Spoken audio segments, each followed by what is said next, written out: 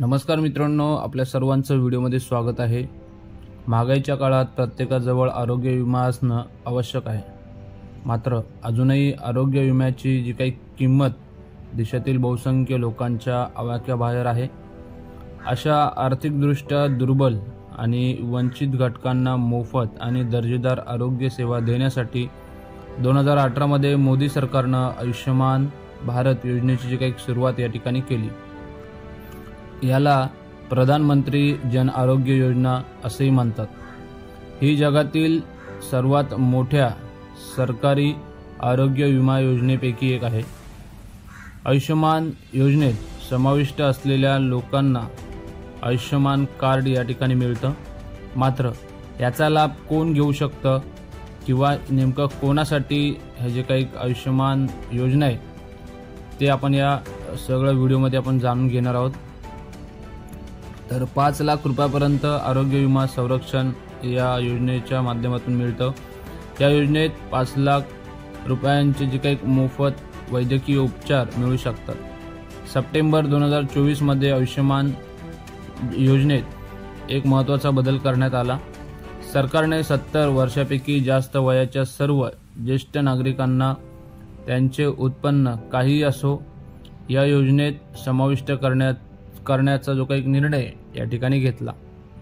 या नागरिकांना आयुष्यमान वय वंदन कार्ड देण्यात आले आहे।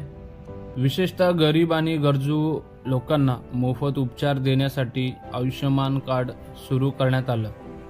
संघटित क्षेत्रात काम करणारे, आयकर भरणारे, ESIC लाभ घेणारे किंवा ज्यांचे वेतन PF साठी कापले जाते त्यांना आयुष्यमान कार्डचा लाभ मिळत नाही। सामाजिक, आर्थिक आणि जातगणनामध्ये लाभार्थी असलेली जी काही कुटुंबे प्रामुख्याने आयुष्यमान कार्डसाठी पात्र आहेत। ग्रामीण भागात कच्च्या घरात राहणारे कुटुंब, ज्या कुटुंबात 16 ते 59 वयोगटातील कोणत्याही प्रौढ पुरुष नाही, अनुसूचित जाती जमाती कुटुंबे आणि भूमिहीन कामगार जे ते आयुष्यमान योजनेचा लाभ घेऊ शकतात।